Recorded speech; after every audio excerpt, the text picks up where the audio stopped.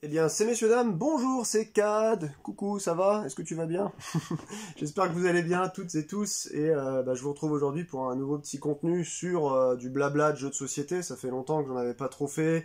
Récemment, j'ai testé Dust Runner que j'ai reçu de, comment il s'appelle, notre ami Jason Glover. Et du coup, ça m'a redonné envie de me replonger un peu dans son œuvre. Et puis, j'ai pas tous ses jeux en plus, etc., etc. Bref, aujourd'hui, je reviens sur une partie 2 des jeux, de mes jeux, en tout cas de ma ludothèque, solo préférés. Donc ce sont des jeux de société, hein. Je rappelle pour les gens qui ne connaîtraient pas cet univers-là, qu'on appelle ça des jeux de société, même si c'est des jeux solo, parce que l'appellation américaine c'est board game, donc des jeux de plateau plutôt, puis en fait... c'est vrai que le terme est un peu galvaudé parce que dans les jeux de société, on met les jeux d'ambiance, vous savez, les jeux d'apéro, les jeux de rôle, les jeux de cartes, les jeux de figurines, les jeux de plateau, on met plein de choses dans les jeux de société. Bon. Je vous présente donc des jeux de société, surtout des jeux de plateau, là. Je suis pas très jeu d'ambiance, moi, les trucs où faut rire, faut être rapide, etc. Moi, c'est pas mon truc, moi je préfère que ce soit un remue-ménage. Donc, écoutez, je vous ai épargné la photo de ma table parce que c'est une horreur, hein. Il y a des trucs qui poussent partout comme sur des champignons parce que j'ai récupéré, voilà, comme ça, à la louche. Puis je vois que j'ai loupé encore plein d'autres jeux que j'aurais bien voulu vous montrer. C'est pas grave, on fera des éditions numéro 2 ou bis. En tout cas, ceux-là, je voudrais vraiment vous les montrer pour ceux ou celles qui me connaissent via le prisme de ma partie musicale ou vlog sur cette chaîne et qui ne connaissent rien des jeux de société. Je fais surtout ça pour vous, hein. Si toi tu es là et que tu m'avais déjà posé des questions sur tiens, qu'est-ce que je pourrais avoir comme jeu de société sympa, alors je suis désolé, encore une fois, je le redis, hein, je ne présente pas pour l'instant des jeux parce que, alors dans ceux que je vais vous montrer, il y a bien entendu, ils sont quasiment tous jouables à plusieurs, mais il y a en tout cas de très bons modes solo, et il y en a 2 ou 3, je vous montrerai, ce sont des jeux pur solo, voilà. Alors on va commencer un petit peu avec... Attendez, je vais mettre mes binocles, hop là. Voilà, les binocles du musicien, ça ne veut plus rien dire. Hein, alors je vous en ai sorti un de la série de chez Pixie Game, des Tiny Epic, bien entendu. Hein, alors je dis bien entendu, c'est vrai que si je m'adresse à des gens qui sont profanes, vous ne savez pas ce que c'est. Il s'agit d'un auteur qui s'appelle Scott Almes et qui produit en fait chez Gamelin Game des boîtes sur ce format, où c'est marqué à chaque fois Epic, et donc là par exemple c'est marqué Tiny Epic Galaxies. Donc j'ai pris celui-là parce que je trouve que c'est un jeu de dés assez sympa, assez facile à mettre en place, facile à apprendre, avec un solo assez correct, et qui se joue très bien à 2, ça se joue jusqu'à 4. Généralement tous ces jeux-là se jouent jusqu'à 4. Donc on nous dit facile d'accès, tactique et stratégique, tour rapide, partie courte, grande rejouabilité, petite boîte, voilà. Alors là pour le coup, ouais c'est 1-5 même, 1-5 joueurs, 30-45 minutes, 14 ans et plus, donc c'est des jeux plutôt ado-adultes. Il y a un style of excellence ici, et je vous ai sorti aussi son add-on finalement, qu'on appelle une extension, hein, puis qui rajoute pas mal de cartes, mais pas que, il y a aussi des petits plateaux avec des choses en plus, notamment avec les astéroïdes de souvenirs. Donc on est sur ce format-là. Alors c'est plein comme un œuf, je vais essayer de vous ouvrir en fait celle-ci, et encore, Tiny Epic, il y a beaucoup de cartes, c'est pas le jeu qui est le plus plein. Par exemple, j'ai Tiny Epic Tactics, hein, qui simule un petit peu les vieux jeux de vidéo, vous savez, comme Final Fantasy Tactics. Là, alors là, laissez tomber, c'est quasiment impossible de la fermer, la boîte. Hein. Donc là, hein, voilà, c'est... il y a plein de dés, il y a plein de cartes, il y a plein de jetons, c'est super, c'est trop cool. Alors, ce qu'il y a de sympa avec ce jeu-là, c'est que déjà, non seulement il prend pas énormément de place, en solo, encore une fois, il se joue très bien. À 2, vous faites des parties, ça dure 30 minutes. Hein. Et puis vous avez une gestion en fait d'un empire galactique que vous allez devoir faire progresser finalement autour d'une roue et gagner en vaisseau, en allant explorer des planètes, vous allez recevoir de plus en plus de bonus, etc. Donc on est vraiment sur un... Alors c'est pas non plus un 3X, c'est parce que ça, si vous voulez, à chaque tour vous lancez des dés et vous regardez en fait ce que ça vous offre, vous pouvez faire des relances selon voilà les règles du jeu, et moi je trouve que c'est assez passionnant finalement, même s'il y a toujours un côté... perte de maîtrise quand il y a trop de dés en général. Donc ça, c'était surtout pour vous me donner envie de regarder d'un peu plus près toute la gamme Tiny Epic. Alors, je tenais à dire qu'ils sont quand même, à mon sens, relativement déséquilibrés. Il y en a certains qui sont pas très intéressants, c'est-à-dire vous tapez 30 pages de règles, vous dites ouais c'est juste pour ça, tout ça pour ça, bon il y a pas de grand... le feeling est pas super, c'est pas que ça marche pas, c'est juste que c'est pas passionnant, et vous en avez d'autres, notamment celui-là et plein d'autres comme Tiny Epic Zombies, un mini-jeu où voilà, faut flinguer du zombie, partir d'une pièce à l'autre, etc. Vous équiper, qui est pas mal. Vous avez, alors récemment il y a eu Tiny Epic Pirate, je l'ai pris mais je l'ai pas trop joué, vous voyez, il m'a un peu laissé pantois. Il y a le Tiny Epic Viking, là bientôt en français il y a le Tiny Epic Toulouse qui sort. Enfin ils en ont fait plein, il y a Tiny Epic Mech, avec des gros mechas, il y a Tiny Epic... je sais plus, enfin tous les trucs, Heroic Fantasy, enfin il y en a une palanquée, je crois qu'ils doivent être à Tiny Epic Dinosaurs, qui est très très bien. Il doit y en avoir des jeux comme ça, une vingtaine maintenant, quasiment, ouais, peut-être 18, peut-être un peu plus, puis il y a toujours un peu d'avance finalement en VO. Donc Scott Almes, hein, ça s'écrit comme ça, A-L-M-E-S, il y en a beaucoup qui disent Scott Helms, mais c'est bien Almes. Donc, je vous invite à acheter un œil. Le Tiny Epic Galaxy en occasion, vous l'avez à moins de 10 balles. En neuf, ça doit valoir. Enfin, non, peut-être pas moins de 10 balles, parce que ce sont des boîtes quand même qui valent dans les 25-29 euros, donc quasiment 30. Ça paraît assez cher pour un tout petit format, mais il faut vous dire qu'il y a beaucoup de matos à l'intérieur. Et je vous dis, en occasion, vous l'avez à 10-15 balles, quoi. Donc, n'hésitez pas. Et puis, n'hésitez pas à aller voir maintenant, hein, pour vous lancer dans le jeu de société.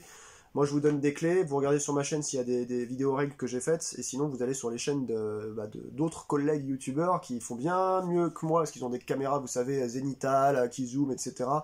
Vous pouvez apprendre super facilement comment jouer un jeu. Il n'y a plus qu'à sortir un peu de rond, les acheter, les avoir chez vous, vous regardez la vidéo, vous savez y jouer. Donc, c'est vraiment très simple. Donc, Tiny Epic, c'est une super série. Et puis, on va aller maintenant sur celui qui vient après. Tiens, hop, là-dessus. Alors, il y a un style de jeu. Alors un style de jeu, c'est pas vraiment si, c'est un style de jeu, c'est-à-dire une manière de jouer dans les jeux de société dont je ne suis pas très fan, il y en a même deux. C'est pas un système en soi, ça fait partie de la mécanique si vous voulez, mais je vais vous dire ce que c'est.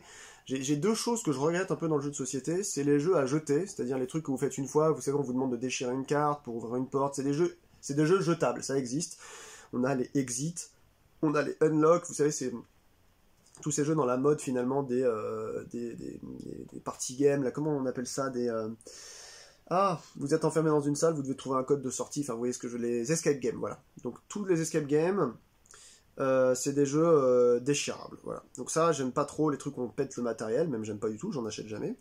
Ensuite, il y a trois types de jeux que je suis pas très fan. Ensuite, le deuxième type de jeu, c'est ce qu'on appelle les legacy. Alors, à part quelques exceptions, et j'en ai chez moi parce que c'est des legacy rejouables, le legacy, c'est un petit peu pareil que ce que je viens de vous dire. Parfois, pas tout le temps. C'est-à-dire que vous avez des systèmes, à un moment donné, dans votre partie, on vous dit, pour passer à la campagne, le scénario suivant, vous devez choisir. Soit vous ouvrez cette enveloppe-là, soit vous dessinez une croix sur telle carte ici.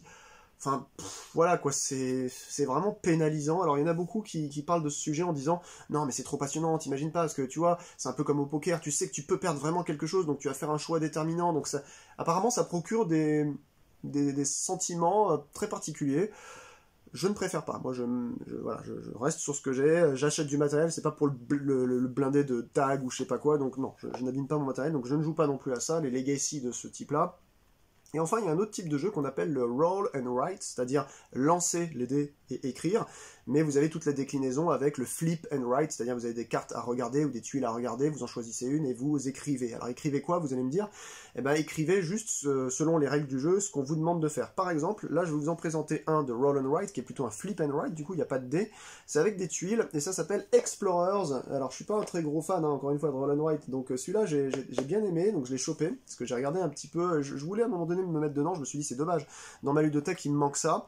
Lequel je pourrais choper, parce qu'en plus ils sont pas tous à... Alors si, il y en a quand même beaucoup à un joueur maintenant, si j'allais dire une bêtise, si, il y en a beaucoup à un joueur, mais je voulais quelque chose qui utilise en fait des tuiles qui sont vélédaïsées, c'est-à-dire que contrairement au run and write standard où vous avez un paquet, je vous en montrerai un autre tout à l'heure, ah oui, j'en ai quand même mis deux là dans ce top 10, un paquet de feuilles, ils vous fournissent par exemple, je sais pas, 400 feuilles et basta. Ensuite, à vous de ne pas dépasser ça, sinon vous êtes obligé de racheter le jeu. Moi, ce que j'ai fait, généralement, c'est les feuilles, j'en prends une ou deux ou trois, je les mets sous cellophane, là, au bureau Vallée d'à côté de chez moi, pas sous cellophane, mais je les plastifie, et ensuite je prends un marqueur dessus, et je peux comme ça effacer. Et ben là, ce jeu-là, lui, vous permet de directement avoir, je vais vous montrer, des tuiles, et donc c'est pas des feuilles, c'est un tas de tuiles, vous voyez, hop, comme ceci, qui sont effaçables, c'est-à dire que vous allez écrire dessus avec un marqueur, et vous voyez, c'est bien du Velleda, ça brille, et ensuite vous allez cocher vos cases, clac, clac, clac, j'avance ici sur la plage, j'avance, je prends la carotte, etc., etc., je prends les petits diamants, etc., etc. Alors, je rentre pas encore dans cette vidéo sur les règles, mais voilà, la boîte elle est bien pleine. Je sais pas si vous voyez toutes les tuiles qu'il y a. En fait, elles sont, il y a un jeu de tuiles identique pour chaque personne. Et vous constituez en fait votre territoire, je crois, de 4 tuiles, et il doit y avoir énormément de choix, donc il doit y avoir peut-être 12 tuiles différentes par personne, multipliées par 4, quoi, voilà. Donc ça fait pas mal de trucs à explorer. Le but du jeu, bah en fait c'est simple, vous allez partir d'un point central, une petite baraque, et vous allez explorer votre territoire où vous voulez selon le choix que vous allez faire en tirant des tuiles qui vous diront, bah ce tour-ci, tout le monde va jouer par exemple sur du bleu, c'est-à-dire sur de l'eau, ou sur ce tour-ci tout le monde va jouer sur du gris, ou sur ce tour-ci tout le monde va jouer sur du vert, voilà. Et tout le monde va avancer de là où il est déjà avec sa croix, n'importe où il est, mettre une croix à côté. Et vous allez prendre des bonus, et ça va vous marquer des points, et vous pouvez explorer des temples sacrés, et vous pouvez aller ceci, cela. Donc, eh ben, moi je l'ai essayé avec des personnes, et à tout âge, ça fonctionne super bien. Derrière il marque, il est marqué excellent aussi à 2, bah, moi je peux vous dire excellent à 2, excellent à 1, vous faites du scoring à 1, mais bon. Donc ouais, très bien à 2, il n'y a pas de temps mort, puisque tout le monde joue en même temps, vous retournez une tuile à votre tour, voilà, vous choisissez par exemple la flotte, donc tout le monde à votre tour va cocher jusqu'à 3 cases sur la flotte. Et encore, il y a un système où en gros, vous, si vous n'avez pas envie de prendre dans le tour de votre adversaire la flotte qu'il a choisie, vous pouvez dire bah non, moi je prends l'autre mais je fais que 2 cases. Vous voyez, donc ça équilibre, c'est super bien. C'est un peu dépaysant en plus, donc j'aime beaucoup. Et bah voilà quoi, quand on peut pas voyager, c'est super chouette. Donc voilà, c'est ça les tuiles. Hein. Une tuile qui vient en haut ici, ça c'est le choix principal. Par exemple là c'est le sable et en dessous là c'est le gris, là l'espèce de truc volcanique. Donc ça pareil, hein, ça s'apprend, on vous explique les règles, mais ça s'apprend même pas en 10 minutes, parce qu'en fait vous faites un tour de jeu, 2 tours de jeu, c'est bon, vous avez pigé le truc. C'est ultra efficace, vraiment les règles sont trop bien écrites. Et ça c'est chez Ravensburger. Ils font des trucs pas mal chez Ravensburger. Allez, on va passer au suivant, parce que je voudrais pas que la vidéo dépasse 30 minutes, putain 11 minutes déjà. Au suivant, j'ai présenté sur ma chaîne, et figurez-vous, quelle honte, j'ai pas fini ma campagne. Aïe, il va falloir que je m'y rattaque. C'est un jeu exceptionnel qui nous vient tout droit, encore une fois, de Pixie Games. Je vous ai montré les Tiny Epic. Alors, c'est Sean Phillips. Alors, je pourrais en parler des heures, sachant que je suis un gros fan de érudit du Tigre du Sud en ce moment. Puis j'ai toute la collecte des paladins du Royaume de l'Ouest, vicomtes du Royaume de l'Ouest, architectes des Royaumes de l'Ouest. En fait, c'est un amateur d'histoire, je crois même qu'il a un diplôme d'histoire, ce gars. Et il fait des jeux avec son frère, où il y en a un autre qui s'appelle McDonald, je sais plus qui c'est exactement. Bref, c'est un mec c'est un auteur qui, depuis quelques années, nous pond des jeux thématisés. Il pond 3 jeux avec des mécaniques un peu similaires sur une base de placement d'ouvriers. C'est-à-dire vous avez des petits jetons qu'on appelle des meeples et vous allez les mettre en fait sur un certain nombre d'emplacements pour déclencher des effets, etc. Il a commencé avec la mer du Nord, donc il y a eu Charpentier de la mer du Nord, Pillard de la mer du Nord et le dernier j'oublie à chaque fois. Ensuite les Royaumes de l'Ouest avec Paladin, Vicomte, Architecte. Excusez-moi, ensuite il y a les Voyageurs du Tigre du Sud. Les Érudits du Tigre du Sud et le prochain qui sort là sur le mur des Lamentations de Jérusalem, je crois, ou je sais plus, un truc avec des pèlerins. Pareil, ça clôturera donc le cycle des 3 jeux Tigre du Sud, et ensuite on se demande qu'est-ce qui va nous pondre, un truc en Afrique, en Océanie, on sait pas, mais à chaque fois c'est super beau, super thématisé, et celui que j'avais présenté sur ma chaîne, c'est un jeu qui date maintenant d'il y a 1 an et demi, 2 ans, et qui s'appelle Legacy of You. Il a toujours le même nom en français, mais c'est bien, le jeu est bien en français si vous le trouvez, hein. La preuve en est. Donc, alors très simplement, vous avez une grande vague qui commence ici.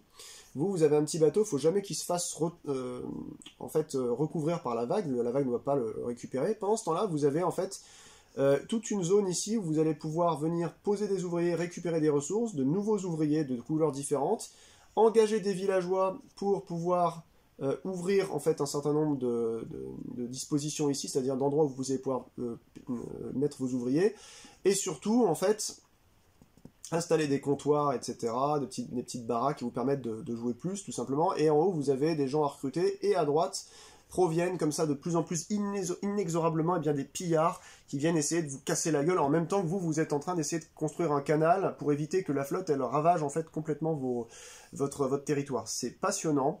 Il y a des dilemmes, mais à chaque tour, vous vous dites, est-ce que je fais ça vraiment? Ou est-ce que je perds du temps à faire ça? C'est exceptionnel. Franchement, alors des fois, ça peut être un peu frustrant, bon, mais c'est comme ça. Et dedans, il y a un petit côté d'un type de jeu que j'aimais pas, qui s'appelle le Legacy, je vous ai dit tout à l'heure. Pourquoi? Parce que vous avez un carnet d'histoire avec une centaine de petits paragraphes, où on vous dit à un moment donné sur telle carte, tenez, lisez ce paragraphe-là dans le passage, et ça vous dit quoi faire. Et des fois, ça vous demande d'aller chercher une carte spécifique dans un paquet que vous avez laissé à côté qui ne fait pas partie du jeu, avec les différents villageois. Donc il y a vraiment un renouvellement super intéressant. Moi j'en ai pas fait encore assez, mais voilà, c'est un jeu de gestion de ressources, hein, vous avez des petites perles, vous avez du bois, vous avez de l'argile, etc. Et vous construisez voilà, votre petit barrage, vous essayez d'engager toujours de nouveaux villageois, de meilleurs villageois, etc. C'est excellent et c'est rangé du feu de Dieu, parce qu'ils ont eu, chez Pixie ils font les choses en grand quand même. Ça n'a pas toujours été le cas, mais depuis quelques années c'est fou. Donc là vous avez le livre de récit, hein, comme je vous l'ai dit, donc dedans avec tous les paragraphes que vous allez devoir lire quand on vous le demandera. Vous avez des aides de jeu très très bien faites qui vous rappellent exactement à quoi correspond tel ou tel ouvrier, telle ou telle icône, donc c'est très bien foutu. Le plateau, il est plié en deux à l'intérieur, et surtout, il faut vraiment que je vous montre ça, parce que ça c'est pas donné à tous les, tous les jeux. Hop là, d'ailleurs c'est passé à côté ça, on dirait. Je sais pas si vous pourrez le voir, parce que là je vais devoir le pencher, mais il y a tout un rangement super bien foutu. Voilà. Tout un rangement, tout est bien rangé, enfin c'est trop classe, quoi. Vous trouvez directement, nouvelle partie, boum, vous reprenez là où vous avez laissé, vous avez une carte qui vous indique finalement où le jeu a été laissé, le deck, vous le recomposez avec ce qui avait été laissé, enfin c'est vraiment, c'est fluide, on aime, et puis la déco est trop bien foutue. Ouais, un très bon Shem Phillips, qui est pas exceptionnellement cher, je crois qu'il était dans les 30 balles. Donc ça, c'est un pur solo. Si vous voulez du bon Shem Phillips qui n'est pas du pur solo, ça va dépendre de votre niveau de jeu. Architecte des Royaumes de l'Ouest est pas mal, c'est un standard, on va dire. Si vous voulez des trucs beaucoup plus... ou bien Pillard de la mer du Nord, et si vous voulez un truc beaucoup plus ténu, vous pouvez aller sur Paladin des Royaumes de l'Ouest, qui est beaucoup plus... voilà, joueur expert, hein, sinon les autres s'abstenir. Ensuite, eh bien, je vais vous montrer, je sais pas moi, oula, c'est très lourd, ça aussi j'avais oublié. Tiens, je vais vous montrer ça. J'en mets 10 à chaque fois, comme ça, un top 10. Alors ça, c'est toujours pareil, j'aime beaucoup aller piocher soit chez Nuts, soit chez Bad Boom Games. Voici un Golden Geek, toujours fait chez Sideroom Games, et c'était il y a 2 ou 3 ans en print and play. Vous pouviez en fait télécharger le jeu pour, je crois, 3 $, un truc comme ça, et là ils en ont fait une vraie version depuis 1 ou 2 ans. Juste avant d'ailleurs que ça finisse par devenir Bad Boom Games, ça s'appelait Bad Test Game et Boom Boom Games, et les deux ont fusionné. Et eh bien vous avez un jeu là sur la résistance française qui s'appelle Maki et qui est juste exceptionnel. Alors c'est pareil, c'est un jeu pur solo. Vous avez une carte, je vais vous la sortir, ce sera plus parlant. Vous avez des objectifs, vous avez un certain nombre de jours. Avant la fin de ces jours-là, et surtout avant d'arriver à 0 de morale, donc ça c'est les 2 conditions de défaite, vous devez absolument avoir rempli vos objectifs. Ils sont de différentes natures, la carte elle est ultra belle, elle est sur un plateau triple layer, trop beau, qui est comme ça. Voilà, là ils se sont pas foutus de nous. Hein. Donc vous avez la ville, et ensuite vous l'avez là en mode de jeu, comme ça. Voilà. Vous allez avoir des emplacements standards et d'autres qui sont creusés parce que vous pouvez rajouter en fait à un moment donné dans le jeu des lieux que vous allez développer, que vous allez acheter, que vous allez positionner dedans. Il y a des marqueurs de partout, il y a des jetons en bois, enfin c'est tout ce que j'aime. Et le but en fait c'est que vous allez envoyer des partisans, enfin des résistants, récupérer donc des ressources, appeler à la radio, faire tomber de la bouffe, des flingues, etc. Tout en évitant ensuite les résistants, les miliciens finalement de l'armée allemande, voire même les soldats qui sont intuables eux, et si jamais ils vous empêchent de rentrer chez vous, vous voyez par les espèces de bras blancs là, il faut rentrer à chaque fois dans votre planque qui est en bas, mais vous pouvez aussi créer une autre planque autre part, mais s'il y a des miliciens ou des soldats qui sont positionnés entre vous, là où vous avez fait votre journée et l'endroit là, ils ne peuvent pas rentrer et donc ils crèvent. Donc vous en avez moins. Donc c'est très tendu, c'est assez fluide, ça fait longtemps que j'ai pas fait de partie. On vous donne cette petite boîte qui sert à rien, parce que moi je sleeve tout, et ensuite vous avez pu avoir, c'est 2021, voilà, ça fait quand même 3 ans maintenant. Donc ça c'était aux alentours de 25 € je crois, et vous avez pour 7 balles en plus quelques grandes cartes supplémentaires qui sont des nouveaux objectifs de souvenirs. Attendez, je regarde un petit peu. Ouais, c'est des objectifs niveau 3 ça. Ouais, c'est ça. En fait, vous avez les niveaux à l'arrière. Niveau 3 étoiles, c'est les plus durs. Et vous avez, voilà, ça fait longtemps, fin de partie, Maki, mission 3 étoiles, les missions de jeu de base ont 2 niveaux de difficulté, 1 ou 2 étoiles, les nouvelles missions de cette extension ont 3 étoiles car elles sont plus difficiles que les missions précédentes. Donc voilà, vous avez des super artworks avec les missions, on vous explique ce qu'il faut y faire, c'est passionnant, c'est un jeu si vous avez besoin, en plus ça prend pas énormément de place, hein, sur 50-40 cm de table, c'est bon, vous pouvez vous faire une partie. C'est que de la réflexion, de la prise de risque. Et vous y croyez, quoi. Vous avez l'impression que vous devez, comme eux, là, sur la pochette, vous voyez, regarder par où vous allez rentrer pour éviter les milices. Donc, non, c'est un jeu historique, ça vous rappelle les heures les plus sombres, on va dire. Donc voilà, très très bonne pioche. Maki, n'hésitez pas, hein, si vous avez l'âme d'un résistant, il ne faut pas hésiter. Alors ensuite, je vais vous montrer, mais je l'ai déjà présenté celui-ci sur ma chaîne. C'est vrai que j'en ai pas refait, c'est pour ça que je me suis dit, ah, j'aimerais trop en refaire, vas-y, je vais le présenter celui-là, dans mon top 10. Eh ben, c'est l'île des trains, voilà, de Dan Keltner et Seth Jaffe, et c'est toujours encore chez Bad Boom Games, c'est un portage localisation de chez Dranda Games, et qu'est-ce que je peux vous dire, allez voir ma vidéo sur l'île des trains. Ça paraît con comme ça, vous allez dire, ouais, mais moi je suis pas fan de train, on s'en fout en fait, c'est pas le sujet. La mécanique dedans est super fluide, vous avez une île qui est constituée de cartes, vous allez prendre 2 actions par tour, si je me rappelle bien, soit vous prenez, c'est-à-dire soit dans un bag, dans un sac, un petit bonhomme d'une couleur que vous ne connaîtrez pas, donc c'est au hasard, ou une nouvelle carte de train, ça peut être une voiture, n'importe quoi, une nouvelle locomotive ou autre, ça c'est la première action. Vous pouvez charger donc les petits bonhommes sur des places, des emplacements ou même des ressources de votre main directement sur le train. Troisième, c'est vous allez positionner, vous allez livrer en fait des bonhommes ou je sais pas, du charbon, quelque chose, sur un endroit particulier, vous récupérez des bonus et vous faites des missions comme ça, donc vous gagnez en longueur de train au fur et à mesure que vous allez jouer, donc ça c'est la quatrième, hein. Vous mettez une carte nouvelle sur votre train, mais il y a un maximum, la locomotive de base elle peut prendre que 3 emplacements derrière, ensuite dès que vous l'améliorez c'est 4, 5, 6, etc. Vous pouvez construire un lieu aussi qui va vous donner du scoring différent, enfin bref, ça va dans tous les sens, c'est trop bien, c'est une toute petite boîte comme ça, c'est plein à ras-bord.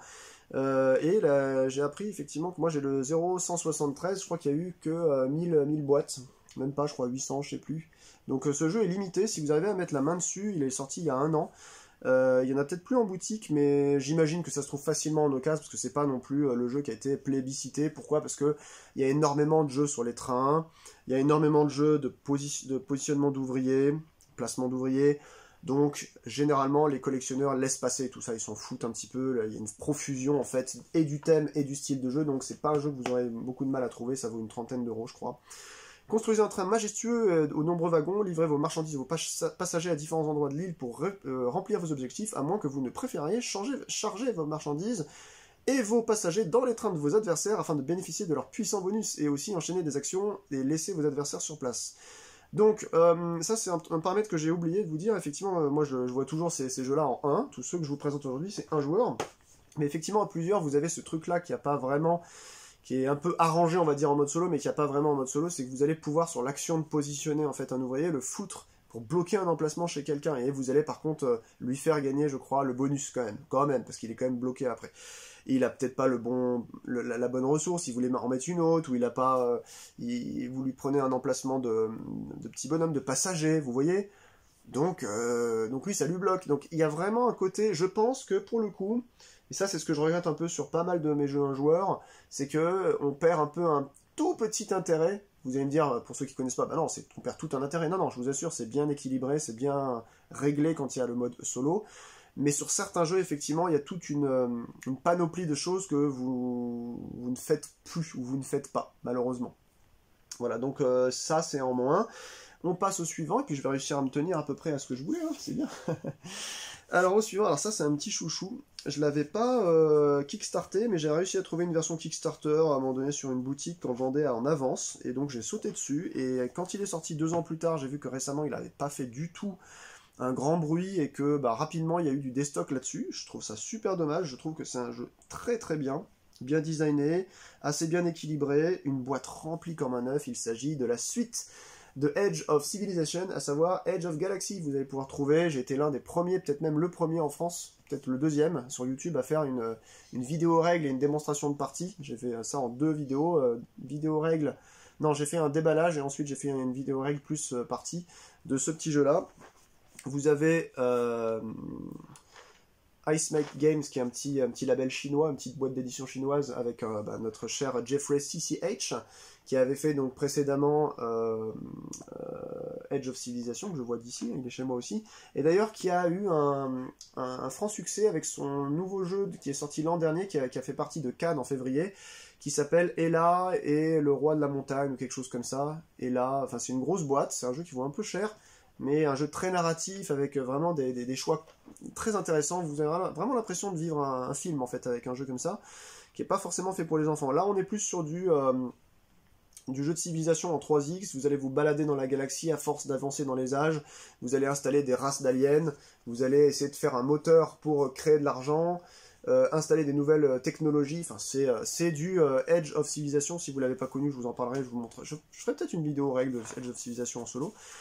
Et donc, malgré des petites erreurs de traduction, je ne pense pas qu'elles ont été réglées dans la version non Kickstarter. La version retail, à mon avis, est exactement la même, c'est juste qu'elle a été retirée. Je sais pas, faudrait que je demande à des gens qui l'ont, mais j'en connais pas. Encore une fois, hein, je suis seul dans mes tricks, donc voilà. Donc là, vraiment, Edge of Galaxy, il est aussi bien en solo, K2, K3, K4. Je l'ai joué à 4, c'est super bien. Il n'y a pas vraiment de temps mort. Les actions, c'est très rapide, quoi. Donc les cartes sont à utilisation multiple. Soit vous boostez votre civilisation, soit vous mettez une nouvelle race, maximum vous pouvez en avoir 3 dans la partie. Vous avez 7 cartes au début, on vous demande déjà d'en mettre une. C'est tendu tout le temps, c'est très très intéressant, vraiment. Donc Edge of Galaxy, très très cool. Ensuite, eh bien, on va aller sur un jeu que je n'ai pas joué depuis 2 ans, que j'avais beaucoup aimé. Il faudrait que je fasse la campagne, parce que j'ai fait que du scénar de base. C'est un jeu de chez CGE, donc Chess Game Edition, qui est généralement un très bon label de jeu, de jeu un petit peu initié, on va dire, voire pratiquement expert. Hein. D'ailleurs, c'est sorti sur la gamme Yellow Expert, il s'agit de Under Falling Skies. Bon, je suis désolé hein, si vous êtes amateur de jeux de société et que vous m'entendez blablater sur des trucs qui sont sortis il y a 3 ans comme si c'était la nouveauté, etc. On sait très bien, là je fais de l'enfonçage de porte ouverte, mais je m'adresse non seulement à vous, mais surtout aux gens qui ne connaissent rien. On est sur un jeu qui vous simule un Space Invader. Vous avez une mission, celle de protéger votre... vous voyez, vous avez une ville ici, là, et en dessous vous avez un départ d'avion de chasse avec partout des dés que vous allez faire progresser ici.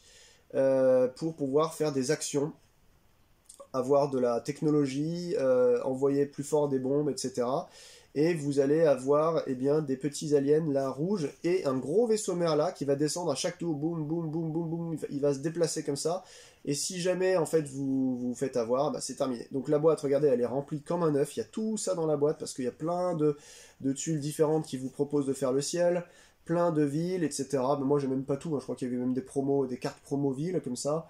Bon, voilà. Ça, c'est pareil. Hein. C'est issu d'un Kickstarter et issu d'un print and play. Donc, Thomas Urir, là, et puis c'est des dessins de Kwanchan Moriya, qui est un super illustrateur, et de Peter Boacek. Kwanchan Moriya, vous allez le retrouver sur plein de jeux de société. Hein. Donc ça, c'est trop bien. D'ailleurs, j'aurais bien voulu vous parler aussi de Boss in Space. Alors lui, il est un petit peu plus simpliste, mais surtout Warp's Edge, qui était sorti à peu près à la même période, c'est-à-dire aux alentours de 2020, de souvenirs... 2020, c'est ça, et 2021 pour la version française. Donc on est sur ça. Under Falling Sky, si vous aimez les Independence Day, si vous aimez les Space Invaders, si vous aimez cette espèce de culture pop années 80, 90, films d'invasion, vous allez vous retrouver là-dedans. Il y a de la gestion, vraiment, faut vous dire, ah oui, mais si je fais ça, du coup, est-ce que ça pourra quand même toucher ça? C'est trop bien foutu. Vraiment, je vous invite à vous pencher sur... pour le coup, là, hein, c'est un jeu pur un joueur. Il est dans les 25 ou 30 balles, je crois. Et franchement, pour le contenu, bah, ça les vaut, hein, parce qu'il y a énormément de matos. Donc là, je vous montre que du très très haut de gamme, là. Allez, je me dépêche, parce que ça sert à rien. Hein. Alors récemment, il y a eu Pearl Games qui a mis la clé sous la porte. Et il y a beaucoup de déstock depuis 6 mois sur leur jeu. Et je vous conseille aujourd'hui de vous intéresser au jeu de Sébastien Dujardin, Xavier Georges et Alain Orban, avec des illustrations d'Alexandre Roche, à savoir 3 dice, enfin 3 dans sa version dice. Donc là, Et voilà, vous avez, comme je vous avais montré, pourtant je suis pas fan normalement des roll and write, mais celui-là je le trouve très technique et vraiment très intéressant. C'est un roll and write. Vous avez 3, donc ça c'est une fiche, hein, vous avez peut-être 300 papiers dedans. Moi je vais vous montrer ce que j'ai fait. Comme ça va illustrer très bien ce que je disais pour Explorer tout à l'heure.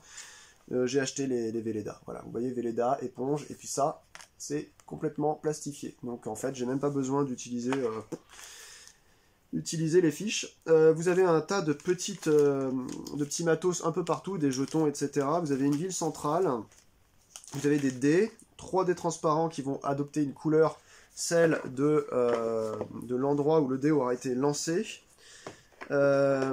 Placé, pardon. Parce que quand vous lancez les dés, vous les positionnez ensuite sur les tuiles de couleur. Transparent, et puis vous en avez un, le noir, qui va péter carrément un quartier. Donc, il y avait un jeu, si vous voulez, si vous connaissez pas l'univers du jeu de société, il y avait un jeu chez Pearl Game, justement, de Sébastien Dujardin, qui s'appelait 3, un gros jeu, que j'ai un pote d'ailleurs qui l'aime pas, quelqu'un l'a offert, il m'a dit, je trouve pas ça très technique, moi je trouve que c'est bien, mais ici, en fait, contrairement au fait de devoir y jouer de 2 à 4, vous avez une version en D qui peut être jouée de 1 à 10, donc là, tout le monde autour de la table, on essaye de faire la meilleure ville. Vous essayez de créer, en fait, 3, en gérant ces quartiers, en récupérant, en fait, de la maille pour construire des châteaux qui vont vous protéger toute une colonne. Et en fait, c'est un jeu de scoring super précis parce que vous allez pouvoir positionner en fait des nobles dans certains quartiers qui vont être des multiplicateurs pour, si vous voulez par exemple plus jouer sur tout ce qui va être commerce ou plus sur l'église, etc. Enfin, c'est super passionnant. Ça prend... Il y a un petit temps d'adaptation. C'est pas le plus facile des roll and write comme je vous montrais tout à l'heure avec Explorer. C'est moins immédiat, mais c'est super passionnant. Généralement, il faut une partie pour comprendre comment scorer et où vous allez. À la deuxième, vous vous amusez à fond.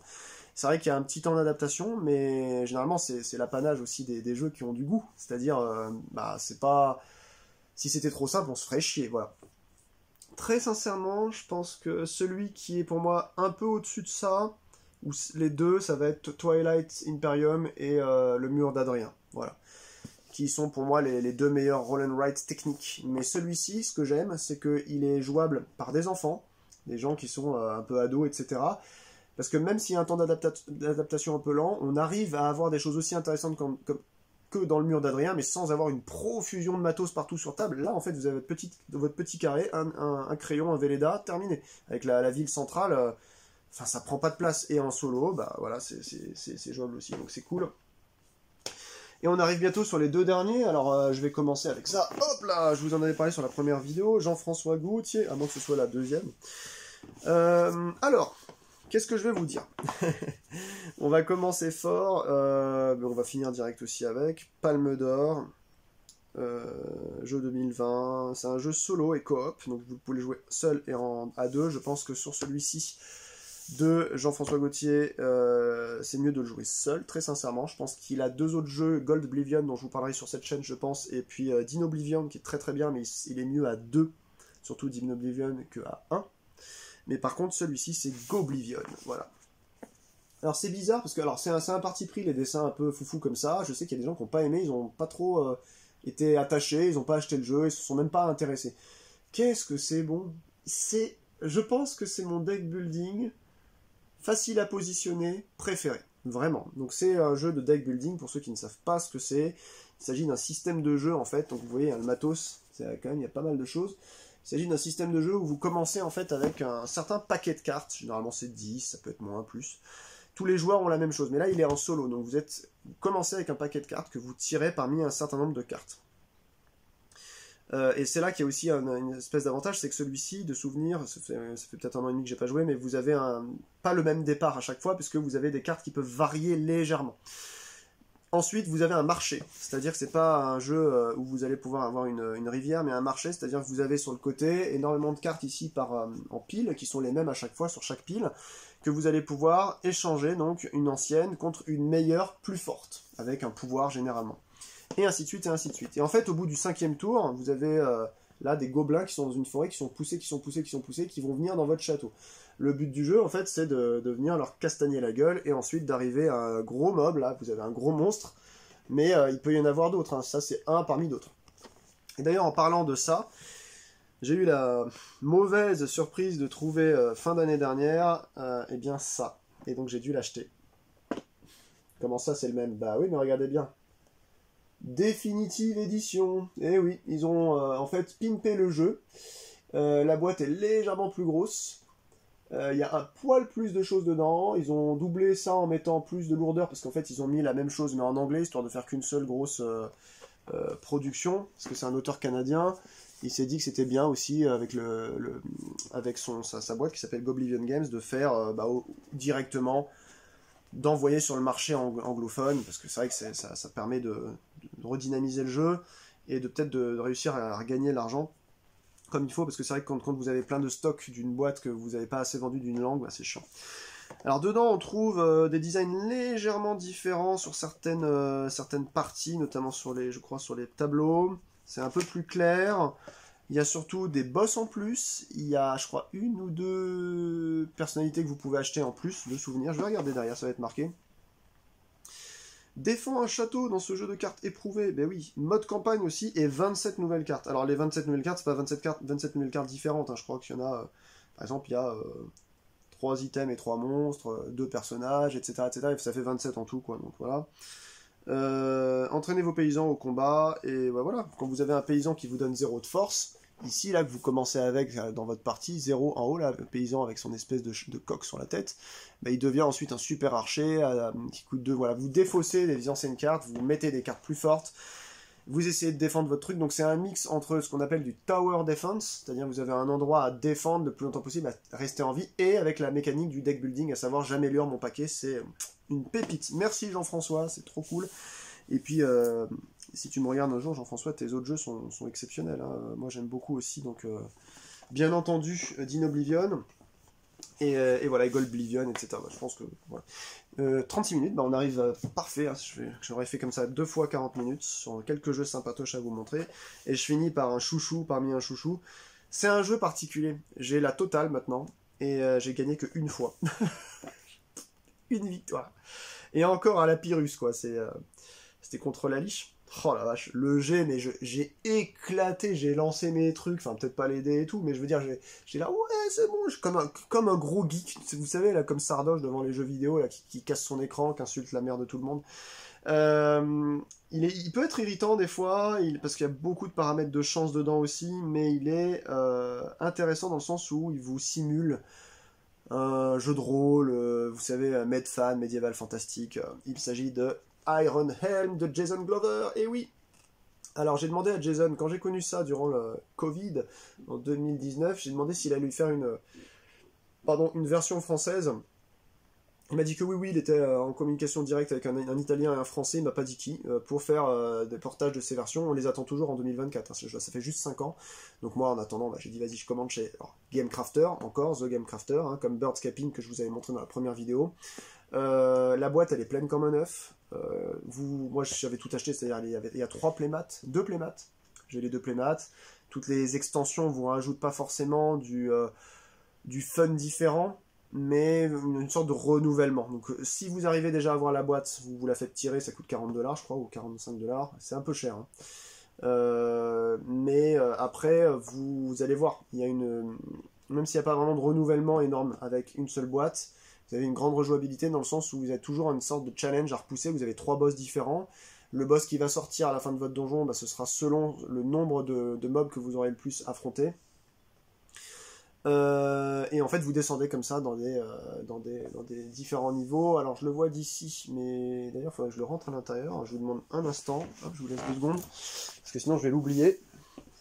Hop. Alors, j'avais récupéré chez Gamecrafter il y a 6 mois de ça, eh bien une extension, une des dernières extensions avant le Grey Gnome Pack 1, eh bien une extension qui s'appelle, voilà, dans un super booster à l'ancienne, The Howling Abyss. Donc Howling Abyss, en fait, vous rajoute un donjon différent. Donc les donjons, ce qu'on appelle ça dans Iron Helm, c'est vous avez un set de 16 cartes et vous faites 8 tours. Donc vous choisissez à chaque fois une carte parmi les deux, l'autre vous la virez. Et en fait, là, il y a 3, 4, 5, 6, 7, 8, 9, 10, 11, 12, 13, 14, 15, 16 et 17, 18. Donc là, cette fois-ci, vous faites 9 tours au lieu de 8 tours. et le donjon il est plus vert, mais vous voyez, si vous jouez avec le donjon numéro 2 de Howling Abyss, il est bleu, et il y a encore plus de choix cornéliens, il y a des choses qui sont améliorées, enfin, vraiment, j'ai hâte de faire une partie avec le nouveau donjon, mais voilà. Donc, si vous tournez la carte en premier, c'est comme dans Dust Runner, etc., un Teen Helm, vous décidez de faire cette partie-là. Si par contre, la première carte, vous avez décidé de ne pas la faire, vous regardez la deuxième carte et ça tombe sur cette deuxième carte, vous faites cette fois-ci, eh bien, le deuxième effet qui peut souvent être plus violent, en général, si c'est une carte de merde. Donc voilà, vous avez des super illus. Moi j'aime beaucoup la DA de ce jeu-là. Clearing, etc. Enfin bref, voilà. On pourrait passer des heures à reparler encore du boulot de Jason, mais c'est quelqu'un qui abat un taf monumental depuis 2015 ou 2016. Archangel, celui-là il n'était pas dans le premier donjon aussi. Donc voilà, pour un tour de plus. Et je pense que ça a été bien étudié, donc j'ai vraiment très hâte. Donc ça c'était... pour vous dire que c'est un jeu qui simule voilà, une sorte de descente infernale dans un donjon, un peu comme, vous savez, sur la première vidéo, je vous avais présenté Mini Rogue. On le met dans le même... c'est pas vraiment le même style de jeu, même si c'est quand même basé avec des cartes, c'est pas vraiment la même mécanique, mais c'est dans le même univers, et par contre il n'est pas jouable en duo, voilà, c'est du pur solo, voilou. Donc là, je vous ai montré... eh bien, un tas de jeux de moyen poids d'apprentissage qui s'apprennent en 5, 10, 15 minutes grand maximum, qui se jouent en 1 heure de temps en général. Donc un peu plus quand même de temps que les premiers que je vous avais montrés sur la première vidéo. Et puis dans une troisième vidéo, je vous montrerai les jeux costauds, quoi. Voilà, les gros trucs. Vous montrer les modes solo que je préfère dans mes jeux chez moi, de mes gros jeux qui peuvent être soit du solo pur, soit être jouables en solo, en plus qu'ils soient des jeux de société à plusieurs. Voilà. Et bien écoutez, j'étais ravi de vous avoir avec moi dans cette vidéo. Je vous souhaite une très bonne fin de journée. On se dit à très bientôt pour la troisième vidéo sur ce sujet, ou une autre qui parlera de vlog quelconque, de la vie courante, ou de musique que j'aime bien. Allez, ciao!